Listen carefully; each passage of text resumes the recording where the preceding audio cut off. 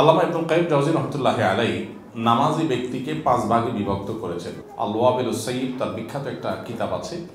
এই বিখ্যাত বইয়ে তিনি নামাজি ব্যক্তিকে 5টা শ্রেণী থেকে বিভক্ত করেছেন। এর ভিতরে এক নম্বর হলো মুআকাব, যারা নামাজ পড়ে শাস্তি পাবে। নামাজ পড়ে শাস্তি পাবে কারা? তারা হলো এমন মুসল্লি যে মুসল্লিরা নামাজের ওই যে রোকনটুকু মিনিমাম আদায় করে না। যেমন মনে করেন পবিত্রতা ত্রুটি হলো, সালাতে ত্রুটি হলো, তাড়াহুড়া হলো, উঠে মিনিমাম যতটুকু দেরি করা ততটুকুও করছে না।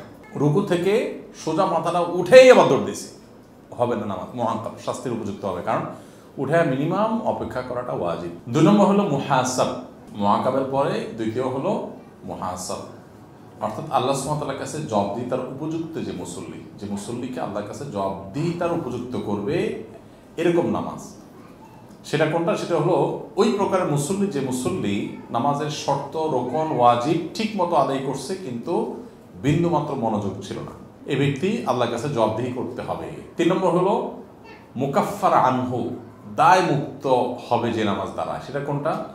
যে নামাজের মধ্যে মুসল্লি সালাতের রোকন, ওয়াজিব, ধীরস্থিরতা সব ঠিকঠাক মতো করছে, শারীরিক স্থিরতাও ছিল, পাশাপাশি মনকেও কন্ট্রোল করতে পারছে, কিছুটা মনোযোগী হতে পেরেছে কিন্তু পরিপূর্ণ হতে পারে নাই। তাহলে দায় সারা নামাজ এটা। দেখেন, দায় সারা লেভেলটা হলো এই পর্যায়ে গিয়ে। আর মুসাব বা সওয়াব প্রাপ্ত নামাজি হলেন সেই ব্যক্তি যে ব্যক্তি উপরে সবগুলো পূরণ করার পাশাপাশি পরিপূর্ণ মনোযোগটাও ধরে রাখার চেষ্টা করতে পেরেছে, এই ব্যক্তি হবে মুসাব।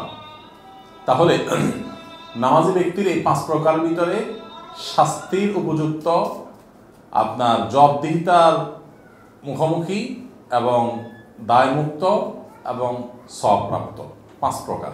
মুকাররাব, 5 নম্বর প্রকার হলো মুকাররাব, যে ব্যক্তি নামাজের মাধ্যমে আল্লাহর নৈকট্য অর্জনকারী।